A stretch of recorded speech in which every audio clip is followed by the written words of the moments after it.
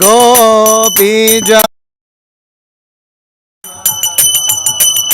Yashodanandana Vraja Janaranjana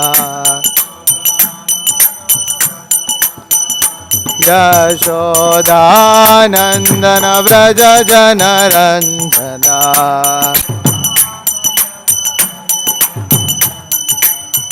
Yamuna Tira Vanachari Yamuna Tira Vanachari Jaya Radha Madhava Kunja Bihari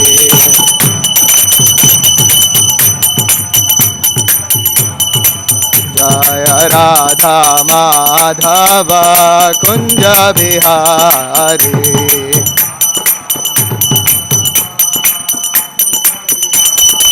Jaya Radha Madhava Kunja Bihari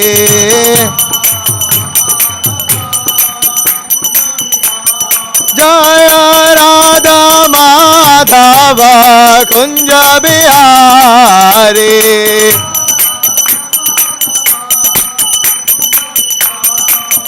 Jaya Radha Madhava Kunja Bihari Jaya Radha Madhava Kunja Bihari Hare Krishna Krishna Krishna Hare Hare Hare Rama Rama Rama Hare Hare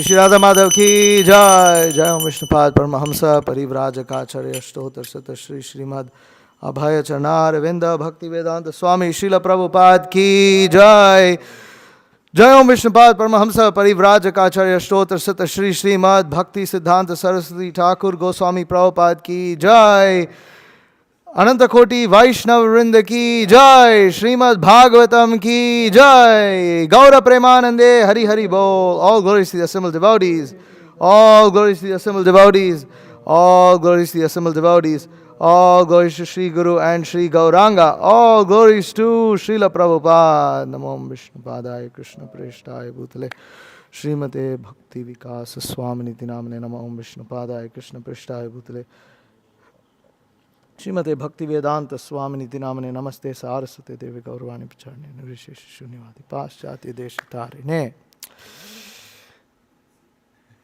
Jai Shri Krishna Chaitanya Prabhu Nityananda Shri Advaita Gadadhara Shri Vasadi Gaura Bhakta Vrinda. Hare Krishna Krishna Krishna Hare Hare, Hare Rama Rama Rama Hare Hare. Okay, so we are reading from Srimad Bhagavatam, Canto 2, Chapter 1, Text 4. Yes, Chapter 1.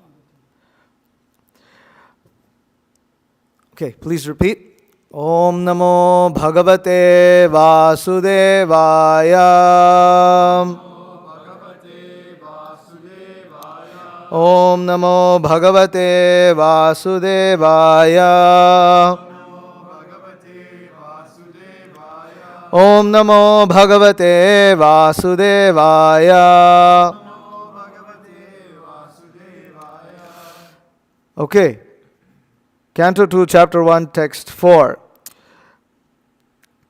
Okay, word to word. Deha, apatya, kalatra, adishu, atma, sainyeshu, asatsu, api, tesham, pramattah, nidhanam, pashyan, api, na, pashyati. Okay, entire verse now. देहापत्यकलत्रादिषु देहापत्यकलत्रादिषु आत्मसैन्येष्वसत्स्वपि आत्मसैन्येष्वसत्स्वपि तेषां प्रमत्तो निधनम् तेषां प्रमत्तो निधनम् पश्यन्नपि न पश्यति पश्यन्नपि न पश्यति देहापत्यकलत्रादिषु आत्मसैन्येष्वसत्स्वपि तेषां प्रमत्तो निधनम् पश्यन्नपि न पश्यति देहापत्यकलत्रादिषु आत्मसैन्येष्वसत्स्वपि तेषां प्रमत्तो निधनम् पश्यन्नपि न पश्यति. Please repeat.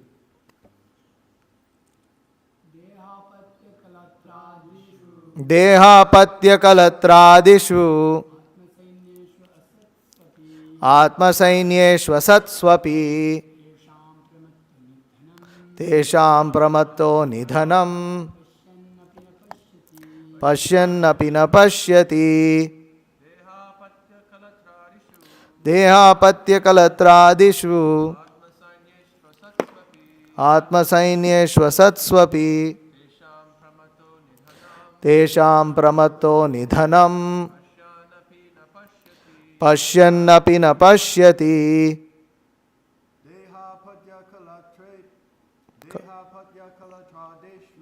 देहापत्यकलत्रादिषु आत्मसैन्येष्वसत्स्वपि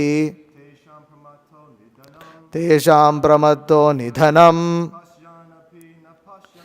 पश्यन्नपि न पश्यति देहापत्यकलत्रादिषु आत्मसैन्येष्वसत्स्वपि तेषां प्रमत्तो निधनम् पश्यन्नपि न पश्यति. Wow, that's pretty good.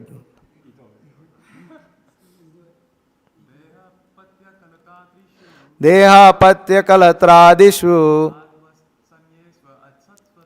आत्मसैन्येष्वसत्स्वपि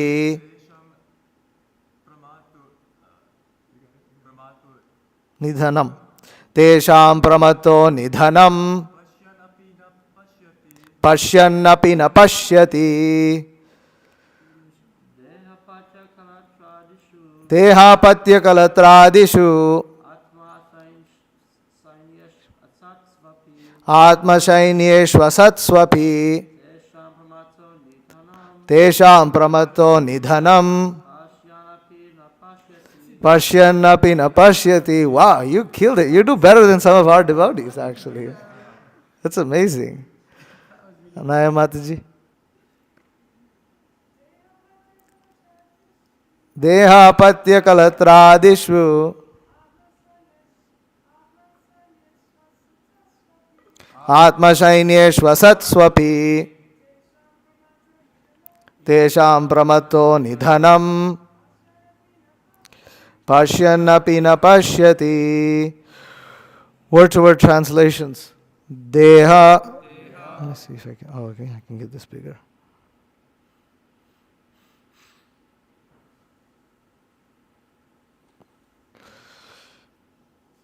Body. Apatya is the same size. Children. Kalatra. Wife. Adishu. And in everything in relation to them. Atma. Own. Sainyeshu. Fighting soldiers. Asatsu. Fallible. Api. In spite of. Tesham. Of all of them. Pramattaha. Too attached. Nidhanam. Destruction. Pashyan, having been experienced. Api, although. Na, does not. Pashyati, see it. Translation purport by His Divine Grace A.C. Bhaktivedanta Swami Srila Prabhupada. Persons devoid of Atma Tattva do not inquire into the problems of life, being too attached to the fallible soldiers like the body, children, and wife. Although sufficiently experienced, they still do not see their inevitable destruction. Purport. This material world is called the world of death. Every living being, beginning from Brahma, whose duration of life is some thousands of millions of years, down to the germs who live only for a few seconds, is struggling for existence. Therefore, this life is sort of a fight, is a sort of fight with material nature, which imposes death upon all. In the human form of life, a living being is competent enough to come to an understanding of this great struggle for existence. But being too attached to family members, society, country, etc., he wants to win over the invincible material nature by the aid of bodily strength, children, wife, relatives, etc.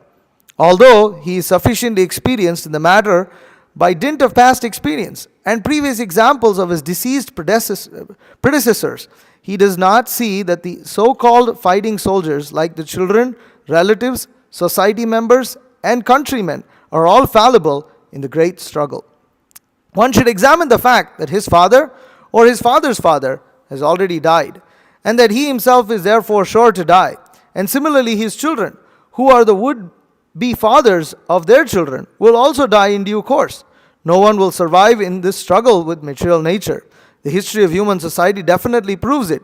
Yet the foolish people still suggest that in future they will be able to live perpetually with the help of material science.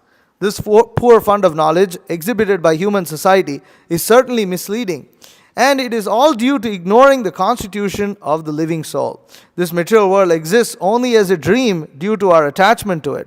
Otherwise, the living soul is always different from material nature. The great ocean of material nature is tossing with the waves of time, and the so-called living conditions are something like foaming bubbles which appear before us as bodily self, wife, children, society, countrymen, etc. Due to a lack of knowledge of the self, we become victimized by the force of ignorance and thus spoil the valuable energy of human life in a vain search after permanent living conditions which are impossible in this material world.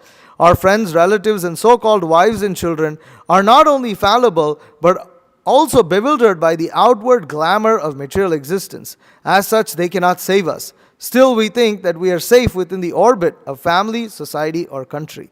The whole materialistic advancement of human civilization is like the decoration of a dead body. Everyone is a dead body, flapping only for a few days, yet all the energy of human life is being wasted in the decoration of this dead body.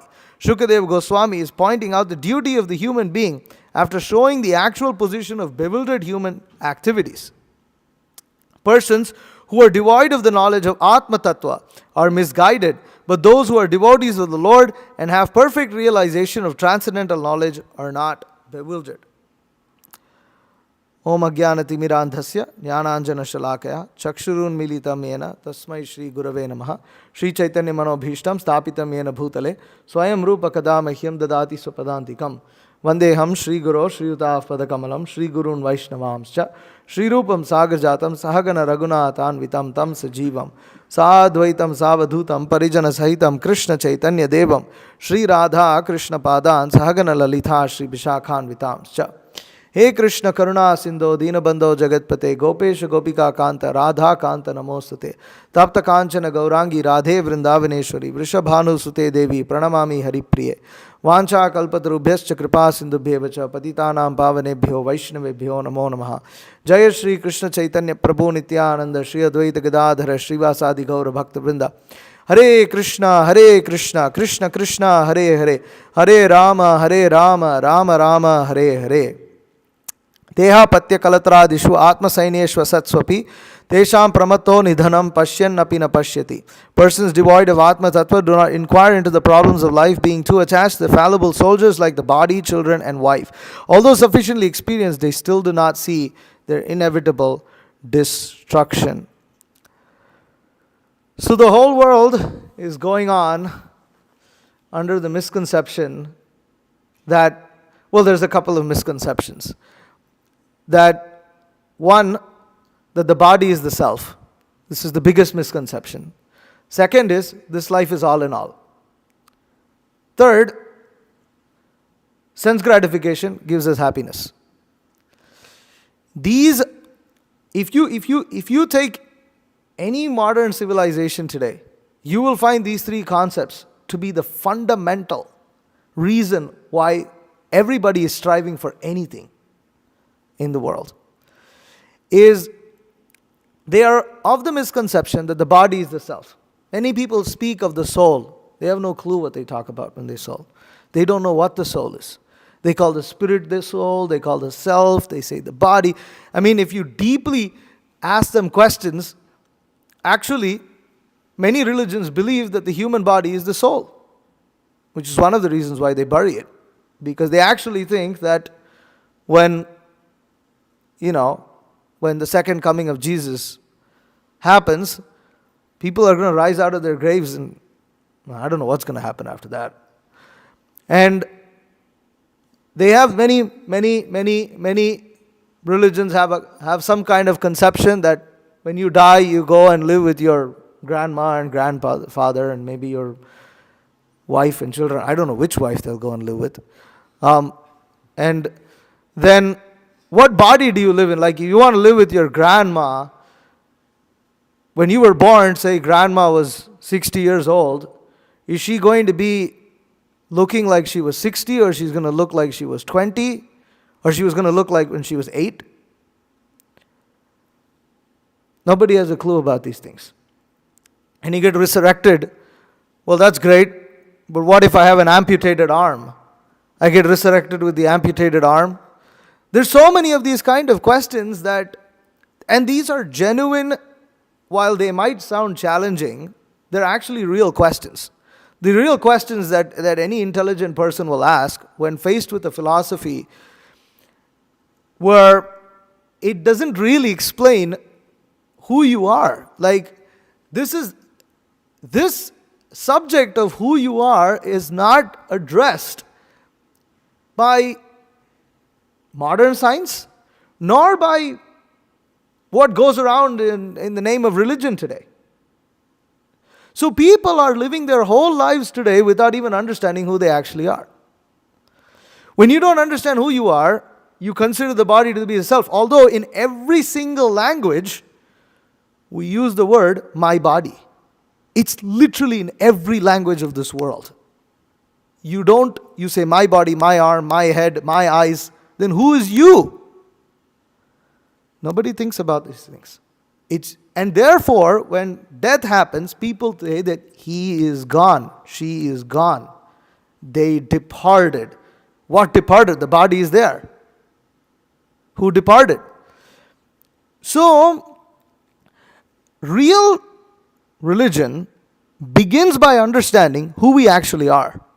Without understanding who we actually are, we don't know what we are doing in life. If this fundamental question shapes our entire perspective of life, it actually influences, if you think deep and hard about it, it influences every single aspect of our lives and every single aspect of current society. That's one thing. So people don't know who they are. They assume the body to be the self. Then they assume that the aim and goal of life is that one should be happy. Now there's nothing wrong with that. The aim and goal of life is to be happy. That's the purpose with which we do anything. You think about anything we do, anything any living entity does. If a particular plant is creeping in a particular direction, it is doing that, okay, because it needs to be nourished, blah, blah, blah. But ultimately, every living entity does anything to be happy. We even just adjusting our posture of sitting is for the sake of being comfortable, which makes us happy. Because if you're not able to adjust, say you were crammed in a claustrophobic space where you can't move, you become unhappy because you're not able to move the way you want to move. So everybody does everything for happiness. That's okay. But the problem is they attach this happiness with sense gratification. They assume it's unspoken reality that this is what you're supposed to do, that you're supposed to gratify the senses, you're supposed to please the senses. Whatever makes you happy right now, whatever is pleasing to the eyes is good, whatever is tasty to the tongue is good, whatever is pleasing to the ears is good, and this will make me happy. There's two problems with this. One is it doesn't necessarily make you happy. Most of the activities that happen with regards to the senses are actually in the mind. There is euphoria before you attain something, but after you attain it, the happiness doesn't really last for very long. That's why the happiness, that's material happiness, is called manasija. Means it's called, for instance, one of the greatest happinesses that actually the greatest happiness, material happiness that you'll find in modern life or in life in general is sex. But the act of sex itself is such a short, fleeting act that it's the build-up, it's the hype in the build-up in the mind, which is why there's so much arrangement. You have to go to a vacation spot, and then you have to rent a nice house, and then you have to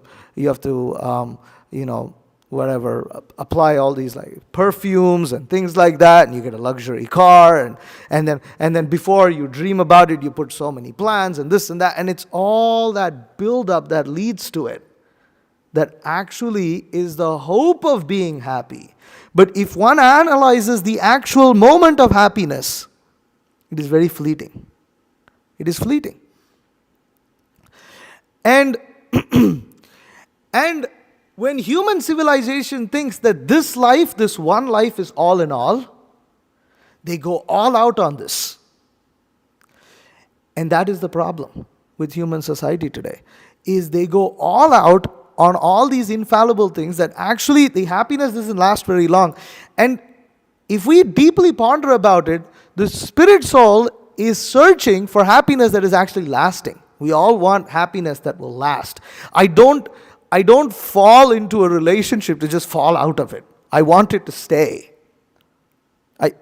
Anything we want. You collect all this money, you want the money to stay. You don't want the money to be lost. When you gather friends, you want the friends to stay. When you have wealth, when you create wealth, you want wealth to stay. You don't want wealth to just slip out of your hands. So the spirit soul is, every living entity is constantly searching for that stage of permanency or eternality. But they fail to recognize the fact that in this material world there is always change. There is change all the time. If the weather is good today, it won't be the same way tomorrow. That's it. It's gone. If you really like something that you eat, you can eat it a few times. After that, that taste becomes saturated. When you smell something fragrant, you can smell it for some time. After that, there is a saturation. Then then immediately there is hankering to something else. So the reason is that this material world consists of what is called fallible things. And it's everywhere. It's everywhere. And the best way in which one can understand this is in the form of death. Not something people like to talk about, but it is something that needs to be spoken about. Why speak about death? So that we can all become depressed? No. Speaking about death in a way that recognizes the eternal nature of the spirit soul helps one transcend the fear of death, helps one situate oneself on the eternal platform. And this is the whole, therefore, persons who are devoid of Atma Tattva, they do not inquire into the problems of life. Being too attached to the fallible soldiers, although sufficiently experienced, they do not see their inevitable destruction. Everyone agrees that we're going to die. Everyone agrees that how much ever wealth you amass, whatever relationships you cultivate in this life, at the time of death, everything is taken away. Everything is taken away. We may believe in a religion where we expect everything to continue, but the truth is, it doesn't make any sense. It doesn't make any sense. When we're young, we like to, hear stories. Oh yeah, all your forefathers are up there as stars in the sky and they're looking over you. And it's all nice, but in reality, it makes no sense. Because the stars are not people. And so the thing is, most people like to live in a fairy tale. Why? It's not because they're dumb. Many people are intelligent. It's not that people in general are just dumb, but they're intelligent. But they're the body, children, and wife. Because of being too attached to this, they fail to recognize that they, as a human being, need to use this human form of life to learn about the actual truths of life. And the whole culture of Krishna consciousness, you see what we're doing over here, it is all to constantly remind ourselves of that. And it is not what people assume, because people are too attached to family, children, and things like that. They think that, well, if you don't have that, there is no happiness, there is nothing in life. They think that there is nothing, and that is so further away from the truth. Nothing could be more further away from the truth than that. That actually, the spirit soul transmigrates from one body to another. It is not dependent on this body. When the body dies, the spirit soul, us, we do not die. That means our existence is actually separate to the body, although we feel dependent on the body right now. We feel that if I don't have the body, children, and wife, my existence doesn't exist anymore. So the Srimad Bhagavatam, the Bhagavad Gita, these texts, these ancient texts of India, these Vedic scriptures, these books of transcendental knowledge, they inform us of who we actually are. They free us from all these things that we are attached to them, and therefore we feel miserable. But the moment one becomes detached, immediately one's miseries are solved. And so Prabhupada continues, and I'll read a little bit of the purport over here. Every living being, beginning from Brahma, whose duration of life is some thousands of millions of years, down to the germs who live for a few seconds only, is struggling for existence. Why struggle for existence? We struggle for existence because we are trying to maintain the infallible soldiers of the body, wife, children, wealth, etc., which are all temporary, and it's like holding on to something that cannot last. And the whole world is struggling in this meaningless struggle, only to, at the end of life, to die and leave everything anyways. And therefore, this life is sort of a fight with material nature, which imposes death upon all. In the human form of life, a human being is competent enough to come to an understanding of this great struggle for existence, but being too attached to family members, society, etc., he wants to win over the invincible material nature with the aid of bodily strength, children, wife, relatives, etc. So, even though this human form of life is the only form of life where we can come to this, it is the only form of life we can come to this understanding. Without this human form of life, in the animal form of life, one will have no opportunity to do this. Animals do not inquire into the nature of absolute truth. Okay, human beings are causing so much pollution in this world, right? Okay. Do you see animals organizing a protest? No. Why? Animals don't protest. They have no ability to do that kind of a protest. They do not ask existential questions. They don't ask why things are like this. The human being, from the young age, a child, he constantly asks questions. Who is this? What is this? Why is this? That explains that as a human being, our nature is to ask questions.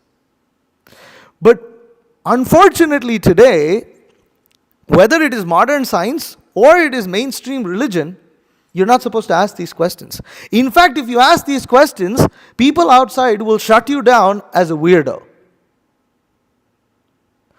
Why? Are they less intelligent? No, actually, they're less intelligent in the sense because they're too attached. But actually, they have intel. They're big, CEOs of big companies or whatever. They're very educated. They've got degrees. They've got a lot of wealth. But too attached. And this attachment ultimately brings about their undoing. This is not very intelligent. This is not very smart. This is abject foolishness. And this foolishness is causing the world to go to hell. Every society today in the world is trying to imitate the United States of America. America is considered like some, and Americans themselves also consider this, that they're the best that's ever existed in human society. Ever. What do you have? More divorce than ever in history. More suicide than ever in history. More drug abuse and depression ever in history. I mean, you can go and ask your parents, or you can ask your grandparents even better. They might have never even heard the word called depression when they grew up. Now, some people will say, modern science likes to say that, it's just that they never identified these kind of things. But it's not true. If something was so prominent, people would talk about it. That's also because people today just default assume that people in the past were just dumb. Overall, because that fits with the theory of evolution, right? We're supposed to be more evolved. We're supposed to be more intelligent than our ancestors. Nothing so much further than the truth in this. Societies in the past were also intelligent. And in fact, these texts like the Srimad Bhagavatam come from thousands and thousands of years ago. And one may wonder, why when a place like India, where they had these kind of texts, why did they not develop, motor cars and, laptops and other things like that? Because you don't waste time in these kind of things. That the purpose of human existence is to maintain the body, live comfortably, but ultimately, the purpose of human life is to attain self-realization, tap into the happiness that is innate, that belongs to that of the soul in connection with God, understand who God is, understand who the Creator is, understand who the absolute truth is. Why do we have to understand all these things? Because without understanding who God is, without understanding who we are, everything just becomes meaningless. Why is it meaningless? Because there's no purpose to anything. What did the scientists ultimately say? One may think that science doesn't involve faith. Science involves a heck of a lot of faith. There was nothing, and then nothing exploded, and that's called the Big Bang. And then chemicals came together and formed life. And then what happened?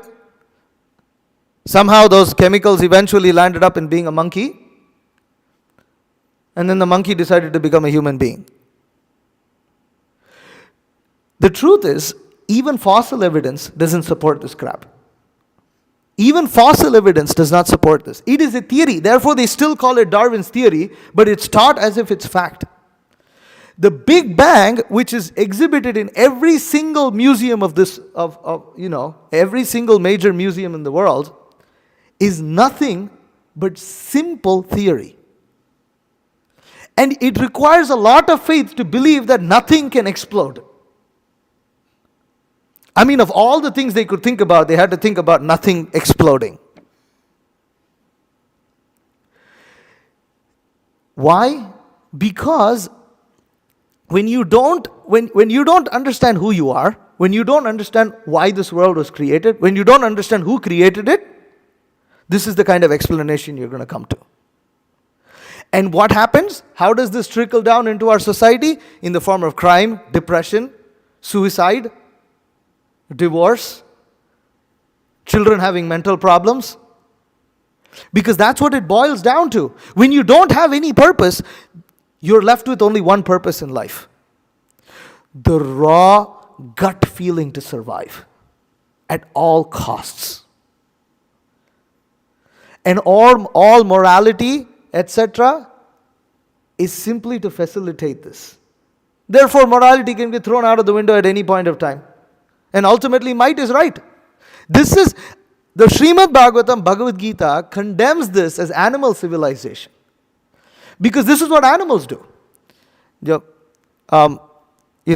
you've been to a country with stray dogs like India, you'll see there's always packs of dogs roaming around.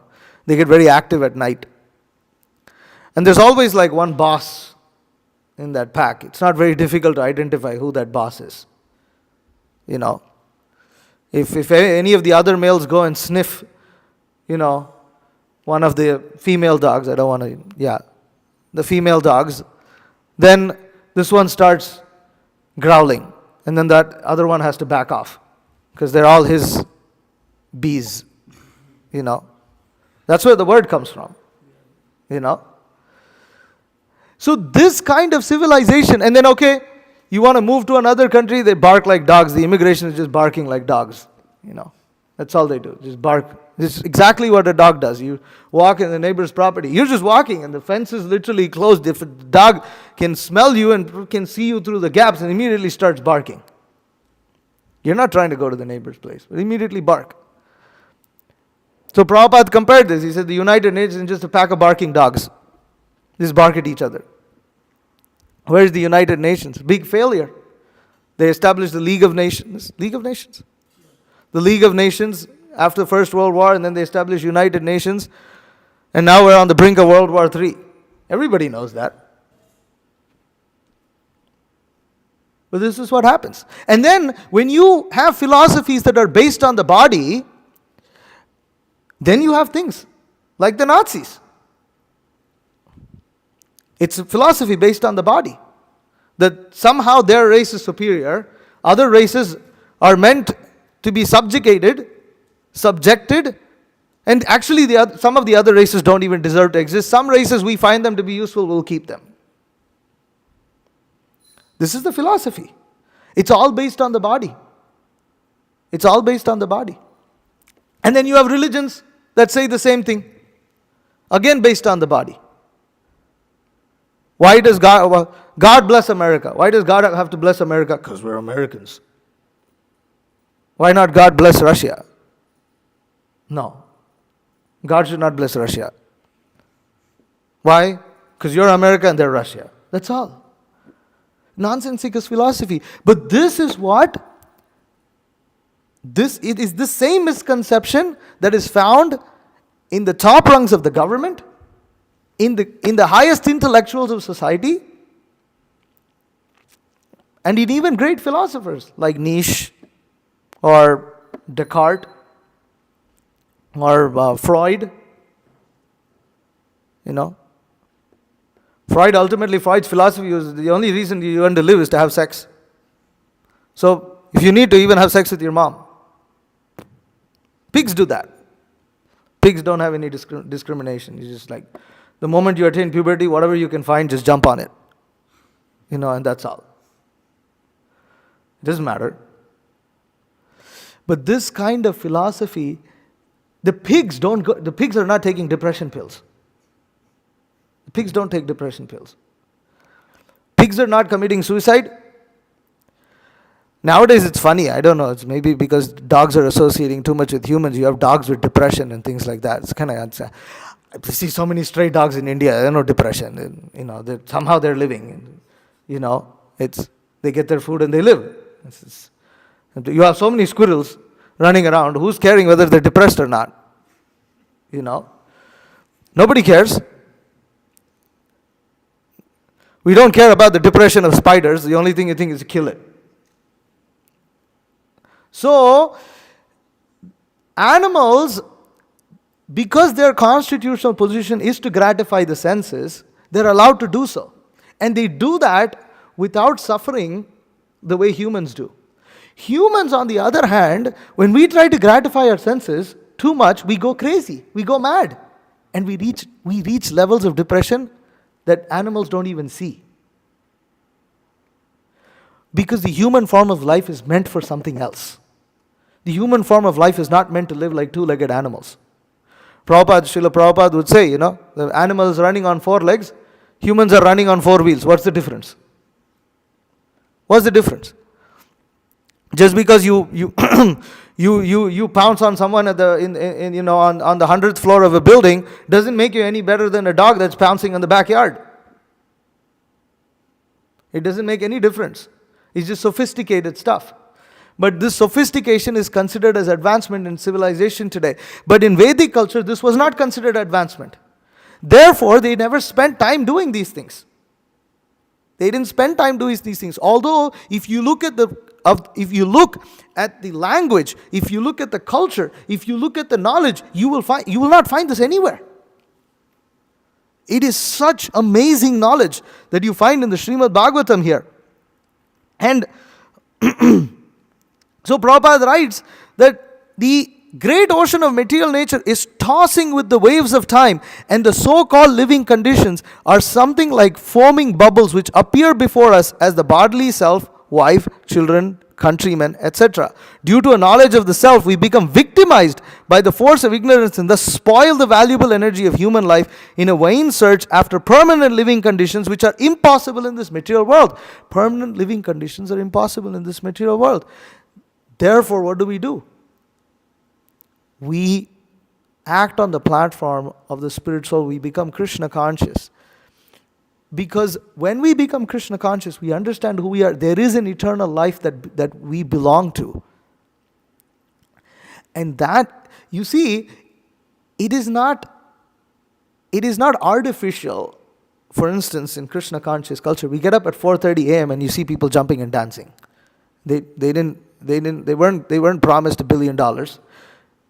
They didn't find the best prostitutes in the city, and they definitely were not high on something.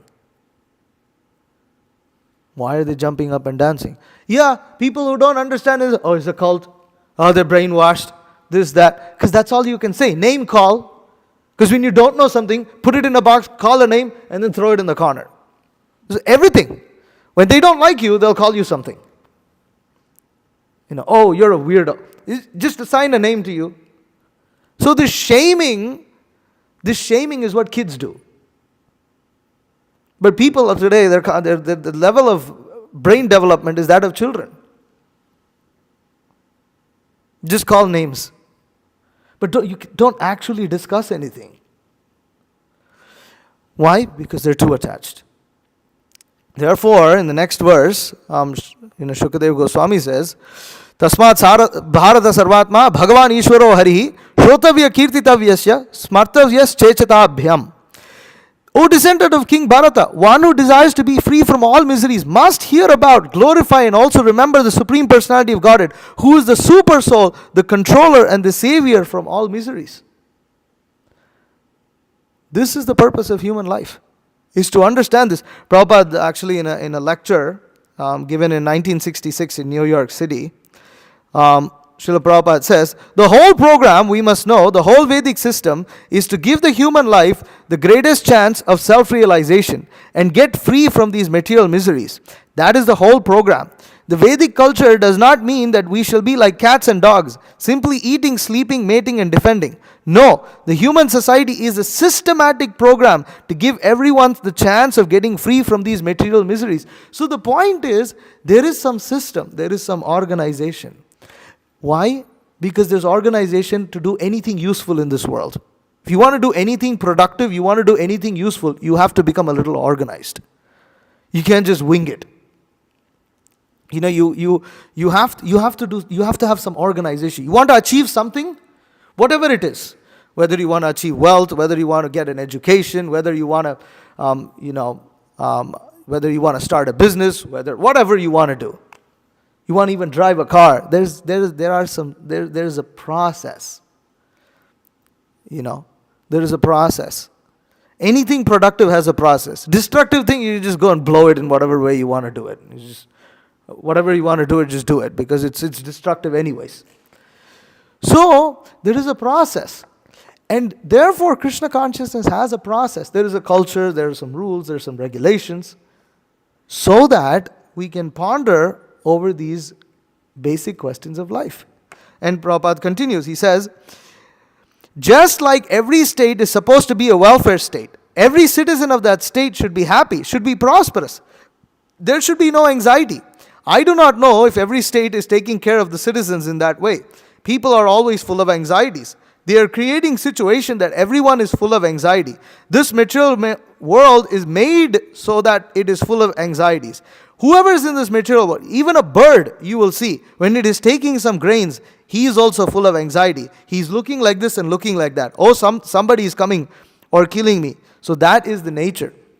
If you see birds when they feed, they're always like looking around, because they don't know you can see animals live to a large extent in fear, because they have to, because they don't know what's going to happen.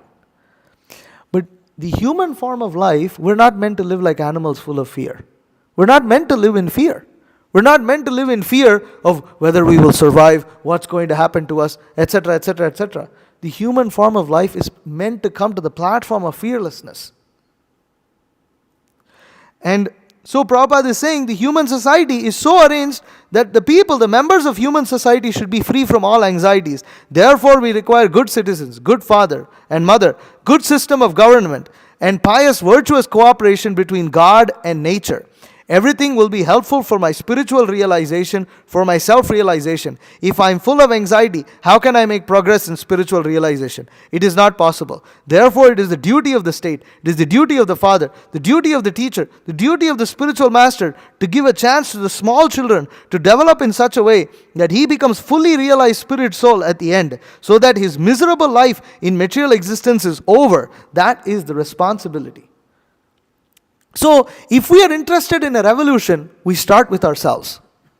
We start with ourselves by cultivating Krishna consciousness, because we can come to this platform of fearlessness, and then when we exhibit that becomes contagious. You can because you are experiencing it. It is no longer just like when you eat. Nobody has to give you a certificate that you're now full. You don't have to eat anymore.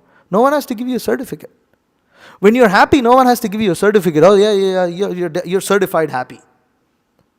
No. So, in human form of life, especially in this Krishna consciousness movement, our entire goal is to experience this and give this experience to others. Because it is reality. And it is backed by tremendous amount of philosophy. This is not some cooked up thing that someone came up in the last 10 years and a bunch of people just decided to get together and do it. No, it is supported by the most ancient texts in the world. And thousands and thousands and millions of people have benefited by following this. And the knowledge is irrespective of time, place, and circumstance. It's not that it only works in India and doesn't work somewhere else. So we have access to this. And what? And what's the best deal? It's free. It's free. The knowledge is free. The mantra is free. The food is great. The kirtans are good. The people are good. But then if we still refuse to take advantage of this, we're simply attached to the fallible soldiers of the body, mind. And then whatever we're attached to, that is going to be taken at the time of death. Whereas, whatever one cultivates in Krishna consciousness, whatever spiritual advancement one makes, it is not lost. It continues. If all of us are over here, it is because we did something most likely in our previous lives and we've left off over there. That's why we're here. In the city of Atlanta, how many people are sitting here? If we don't understand what it is, we could say it's by chance. That's the easy way, it's a dumb way of saying things. You're CEO of a company. How did you become CEO? By chance. That's an insult. It's an insult to your intelligence, insult to your effort, insult to all the efforts you did, all the efforts you put. How did this building come about? It just came by chance. How do chemicals combine and become life? By chance. Because they can't demonstrate it. They can't prove it. They'll never be able to prove it. Because they're foolish. They don't understand that life is something different to chemicals. And even if chemicals did become life, they will not be able to explain how did chemicals develop desire. Like when did potassium have a crush for magnesium or something? It's nonsense. It's nonsense. Desire comes from a living entity. It's life that causes desire. Chemicals may mix and interact and something may interact and explode. It doesn't mean it had a desire. But this is the nonsense. It's amazing. This is what is being taught in the universities. This is what goes on. This is what is being taught. Everybody believes in this nonsense. That's why lives are so jacked up today. It's so messed up. It's because fundamental, it's like if you don't do 1 + 1 right, and then you try to do calculus, it's going to be a big mess. Because you don't know to put 1 and 1 together. And that's what society is today. So ultimately, I wanted to read this very nice verse from 10th canto of Srimad Bhagavatam. He says that, let me increase the font size.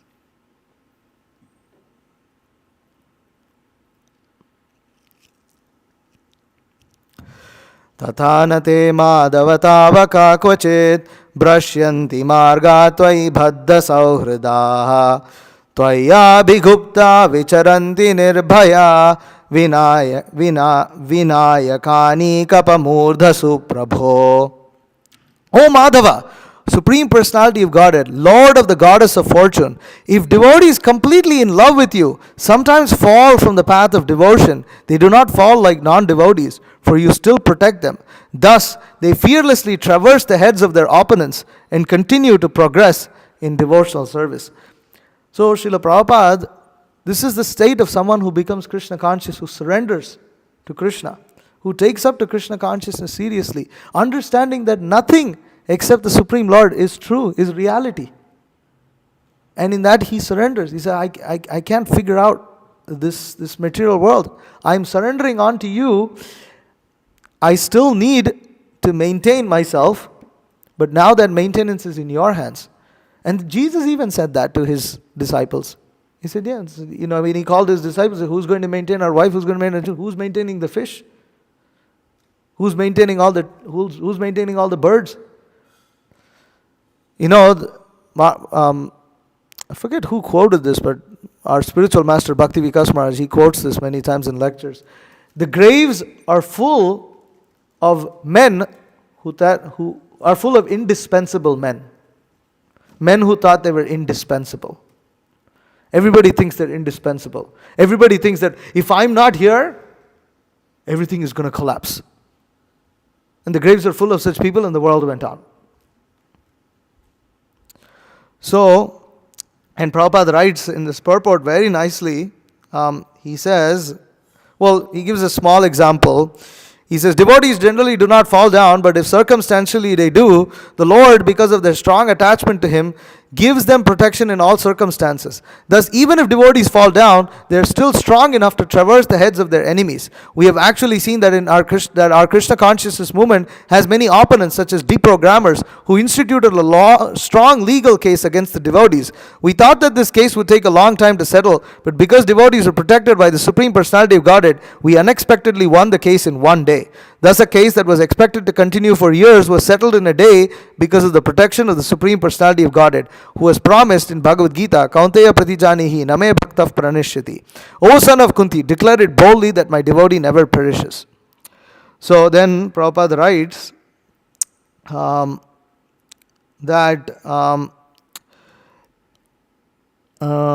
the word Madhava is very significant. Ma, Mother Lakshmi, the mother of all opulences, is always with the Supreme Personality of Godhead, because every single opulence that exists in this world, wealth, beauty, fame, everything belongs to the Supreme Lord. It originates from Him.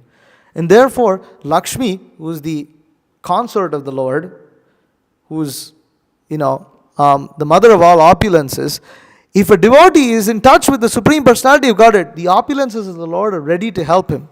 Yatra Yogeshwara Krishna, Yatra Partho Dhanurdharaha, Tatra Shri Vijayo Bhute Dhruvani Tirma Tirmama.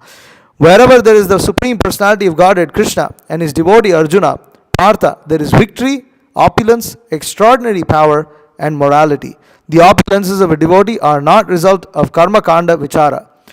The devotee is always protected by the Supreme Lord's opulences, of which no one can deprive him. Thus a devotee cannot be defeated by any opponents. A devotee should therefore not deviate knowingly from the path of devotion. The adherent devotee is assured of all protection from the Supreme Personality of Godhead. We have personal experience of that. We're a bunch of young, monks who moved from New York. We didn't have any money. They ended up buying a big place like this. We still don't know how we service the debt. Somehow it's happening. Because Krishna provides. There's so much opulence here. We don't, if you see how prasadam is being served, how the food is being served here, you try to go and buy plates of food like that outside, it will cost you a lot of money. Krishna is supplying. And we've seen that. We get very nice people. We whenever we need to do something, some devotee somehow always gets the inspiration to do it. And they also have the talent to do it. Why? Because Krishna puts devotees in this kind of association, and in the association of devotees, all the devotees' desires are fulfilled, while simultaneously serving the Supreme Personality of Godhead and pleasing Him, and making advancement in Krishna consciousness. It's such an amazing program. So this is Krishna consciousness, this is Vedic culture. It's a wonderful process, and it all begins by chanting this mantra. Hare Krishna, Krishna Krishna, Hare Hare, Hare Rama, Rama Rama, Hare Hare. So thank you very much. I'll stop here. If there are any questions or comments, protests, please feel free to ask. Yes? I forgot your name again. My name is Josh. Josh, yes, Josh. So, if scientists have figured out like the chemicals that constitute like happiness and love and affection and all that stuff, like dopamine, yeah, all that stuff. Yeah, that's what they say. Yeah. So, what's your argument against that? What's your argument against that? Well, the argument against that is that in spite of giving all these drugs with all these pills and things like that, depression, anxiety, and suicide is just going further and further up. The more they push these things, the more people are actually getting crazy. Because, listen, when you're hungry, your body releases acids for digestion. Why? Because your body is preparing to especially when you start looking at something that you like to eat, your mouth starts salivating. There's saliva that builds up. And the saliva is meant to break down your food as you munch them and things like that. But the pleasure of eating and tasting is something that is a little different. Like, if I were to give you a pill that enables your tongue to taste these different things, it doesn't mean that you will be satisfied. You see, the feelings of the chemicals, okay, to feel happy and things like that are there, but satisfaction is a whole other thing. What is the chemical that gives you satisfaction? Nothing. There is no chemical that gives one satisfaction. Because, you see, even though these chemicals may be generated, it's not simply these chemicals. It's not like, okay, otherwise, I'll tell you one thing. If somebody is going to have a divorce, right? Or say somebody's, the lover and the two lovers are about to break up. Scientists could just give a pill. Oh yeah, and then you're going to start feeling, affectionate towards each other. You're just going to feel like you met each other yesterday, and you just develop that, infatuation and crush. Doesn't work that way. Because they mistaken things. Like for instance, they'll increase the sexual appetite, thinking that if just a couple has more sex, things will probably be fine. What ends up happening is that the guy goes and has sex with somebody else. He doesn't have sex with the same girl, who's supposed to be wife or girlfriend or whatever.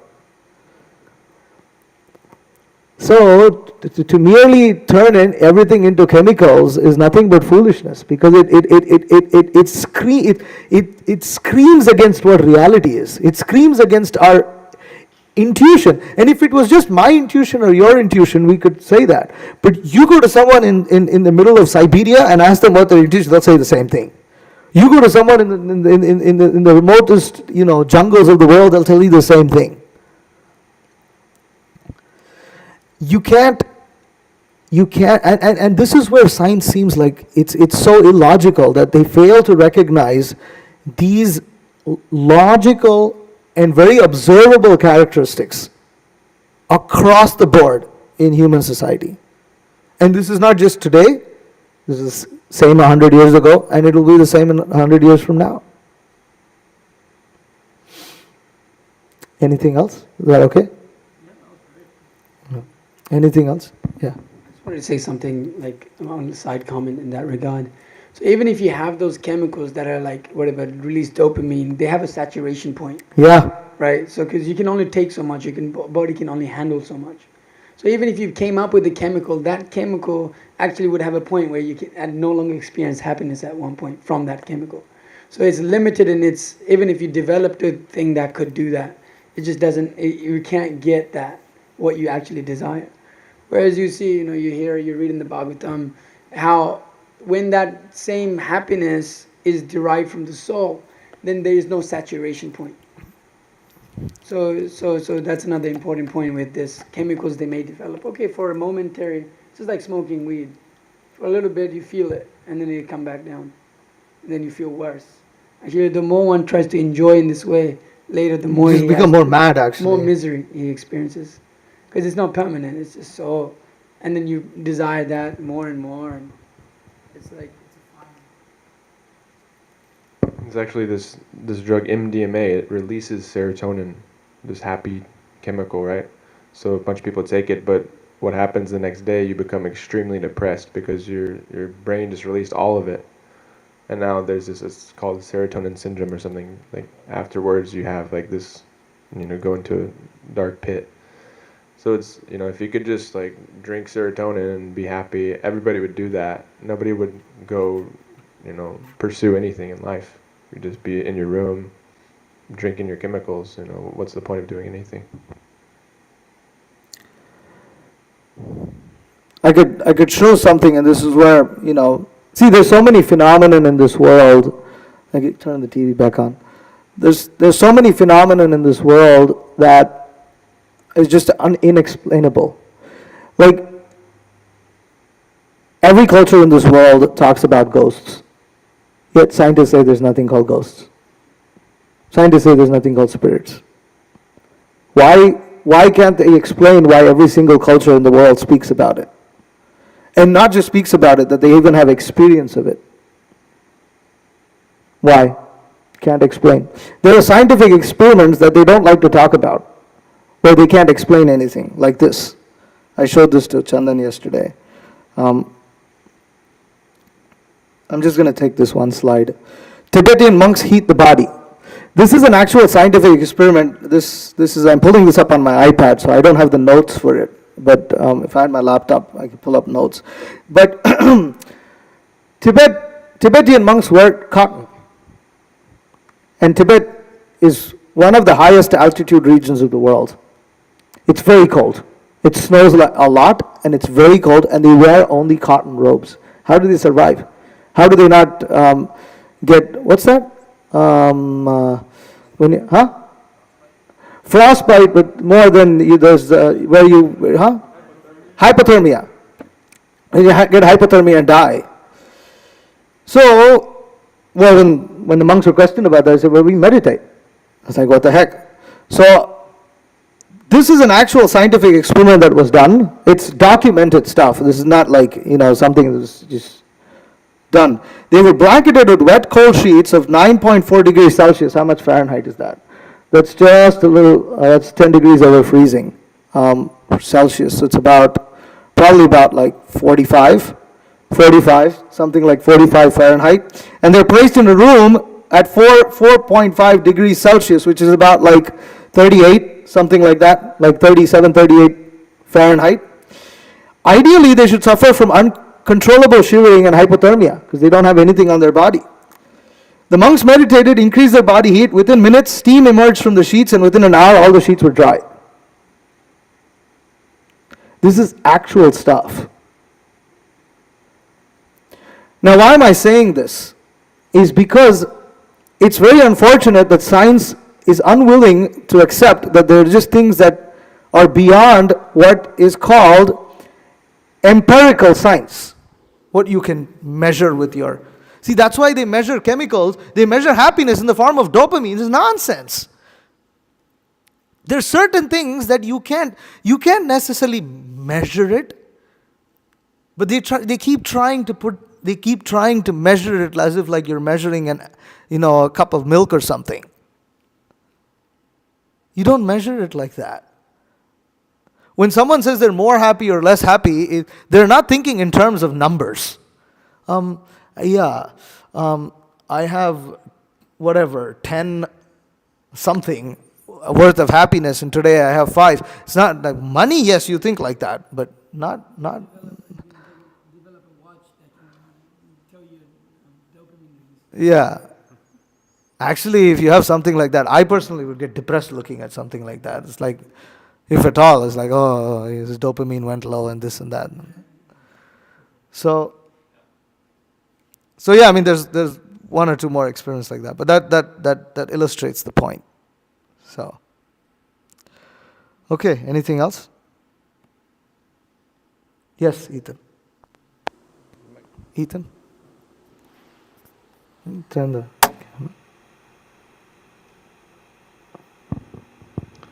Yeah. So, what would you say to someone if they're saying like, how do you know that this is right out of everything else that's out there? Like, how is this actually the absolute truth? How do you know? Does it answer your questions? If you're smart, if you're inquisitive, you will ask questions. And if it answers those questions, then you know. This is how, and plus, you also experience. There's both. It's not just theory. It should translate into practical experience. They can chant the Hare Krishna mantra without knowing any theory. If you feel happy, continue. If you don't feel happy, don't continue. The beauty of Krishna consciousness, after speaking the whole Bhagavad Gita, this is God speaking, right? God doesn't say, I spite them ad infinitum. Mean that I'll just, cast them to hell and they'll stay in hell forever. In the Bhagavad Gita, at the end of the Bhagavad Gita, what does Krishna say? He speaks the whole Bhagavad Gita here in text 18, chapter 18, 67, I think. Yeah, okay. No, not this one. Okay.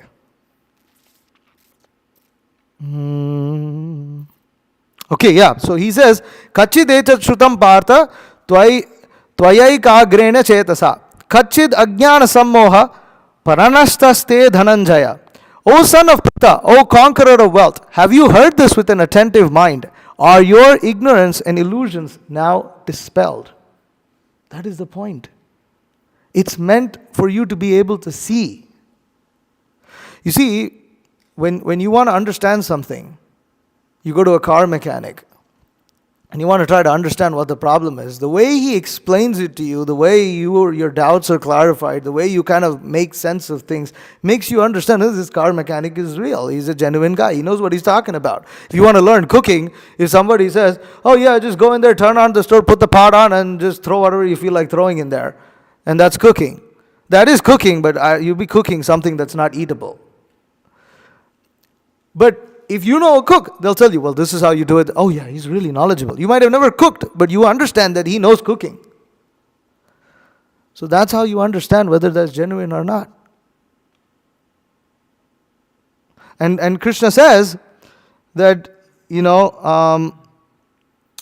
where does he say, I've said what you want to say, then, do as you please. I forget that verse. It comes in the same chapter, but anyways. What is that? You know, Avadut? What I'm referring to? Deliberate on this? No, anyways, I forget the Sanskrit. Yeah, it comes before. Anyways, is that okay? Anything else? It's 1863. 63, there you go. Idam tem jnanam akyatam guhyat guhyataram maya vimrishyaitat asheshena yatechasi tathakuru. Thus I have explained to you the knowledge still more confidential. Deliberate on this fully and then do what you wish to do. So this is Vedic culture, Vedic knowledge. We present it. Ultimately, it's up to the living entity to take it up or not. There's always chance. But the sooner we take the chance, the sooner we become happy. Why delay is the question. Yes. Rahul. Yesterday kind of about this, but I also wanted to hear your perspective. So when you talk about like direct experience for self-realization, so like the idea of like going on, if you feel like this transcendental happiness, is there something else as well? Is there like some direct experience beyond just happiness that that happens from self-realization? Yeah. There's interacting with Krishna directly. There's interacting with God directly. God is not some construct. Krishna is not some construct. This is the process of Krishna consciousness, is to uncover us from this material ignorance that is covering our senses and our mind and intelligence right now. When we situate ourselves in our actual spiritual condition, one can interact with Krishna, just like we are interacting right now. This is the perfection of life, is to develop a relationship with Him. But the good news is, because He's related to everything in this world and everyone in this world, automatically we also develop relationships with every single living entity in this world. It is not an isolated thing. So it's a wonderful process. So that ultimately is the goal of Krishna consciousness, is to know God and understand who He is and love Him and interact with Him as in a relationship. And when that, I guess, experience occurs, is that like technically in the spiritual realm, or is that? It can occur in this realm also. Because one thing we have to understand, as Srila Prabhupada explained in the purport that we just saw, let's see if I can go back to that. Might not have the memory for it. No. Anyways. Let's see. Oh yeah. Okay. Prabhupada writes here that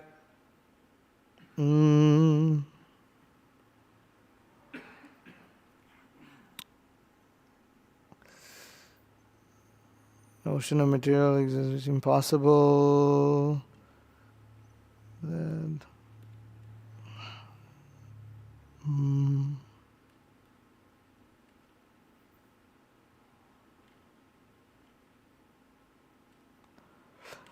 there's a word dream. I'm trying to look for that. Anybody sees that? We just read it in this purport. History of human society, material science, constitution. Oh yeah, there it is. This material world exists only as a dream due to our attachment to it. The thing is, spiritual world, in one sense, is located in another place, but actually, the truth is, there is nothing but that spiritual world that's actually existing. But in a dream-like state, just like when we're in a dream, we feel like a tiger is biting our head off. And you have all the experiences of that, but it is but a dream. And you are still in your bedroom, in your house, whatever, wherever you are, but it's a dream. And the dream is continuing on because of our attachment to it. The moment we become Krishna conscious, this dream ends. That's all. Therefore, this is not something unnatural for us. It's actually the natural state. What we desire in the daytime is what eventually trickles down in some weird way into night. Our existence at night isn't something different. It's based upon what happens in the day. Over years, stored impressions.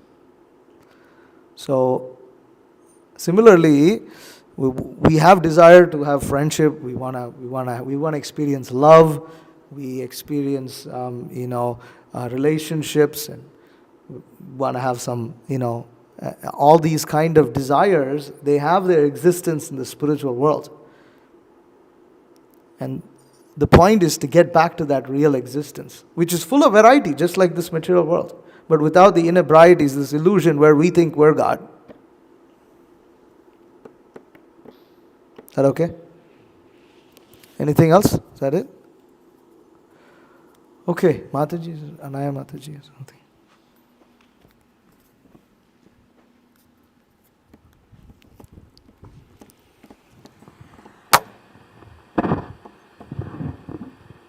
So I've asked this before, but so you said that, they can't prove all these chemicals coming together and forming the Big Bang, whatever. But people could, say the same about the soul's existence, Like, I feel like I'm always faced with that argument, like, if you can't see the soul, how do you prove it besides the You can't see so many things. Right. Do you not have intelligence? Can you see it? I have a mind. Can you see it? No, but the mind is reality. Even though they just say, oh yeah, the mind is just constructed in the brain, the mind's a whole lot different than just a brain. It's a very complicated thing. I still don't understand it. So we don't see so many things, doesn't mean they don't exist. The point is one has to understand by the symptoms. By the symptoms one understands that chemicals don't desire. But if there is desire, where is that coming from? Where is consciousness coming from? What leaves? When people who have seen people die with their eyes open, many doctors and nurses can tell you, they know the moment the person dies before they even look at all the instruments and things like that. There is a spark in the eye that suddenly vanishes. Inexplainable. There's another thing. When a person dies in the room, dogs bark. The dog doesn't know how to read. It just literally at that moment the dog realizes the person died. How does the dog realize that? Doesn't know how to read the ECG, electrocardiogram. Didn't check the pulse, didn't check the breath. It's on the, sitting on the floor somewhere. How does the dog know?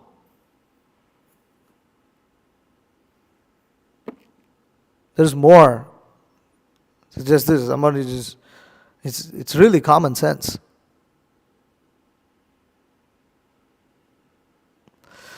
Okay, all right, we'll stop here. Yeah.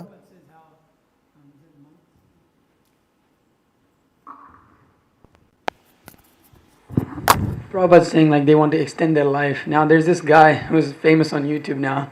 You guys know him? He's like doing this whole thing with his life where everything he does is measured to the exact point, and he sleeps exactly on time, wakes up exactly on time.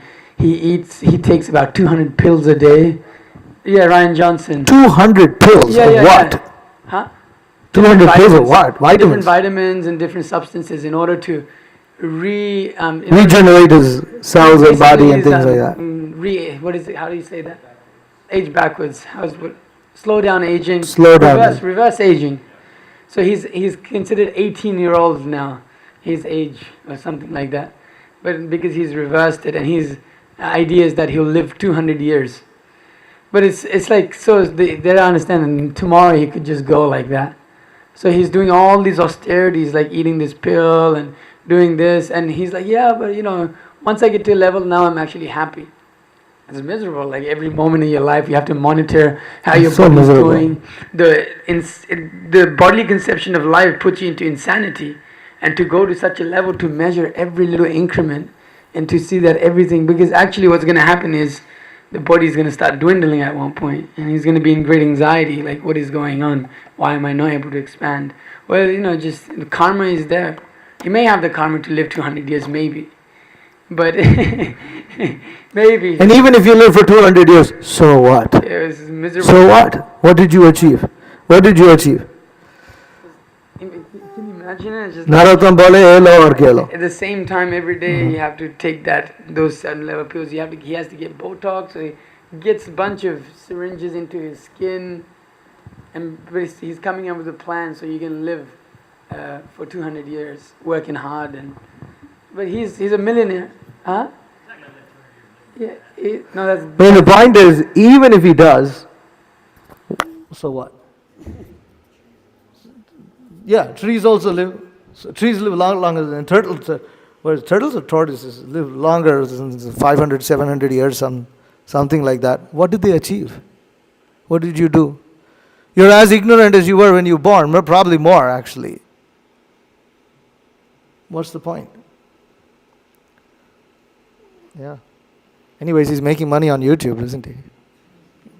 So, huh? He sold his company for 7. Well, that's the real purpose of him doing this. There's this thing called Project Blueprint. He's documenting his entire process so that in the future it would help people. Help people go crazy.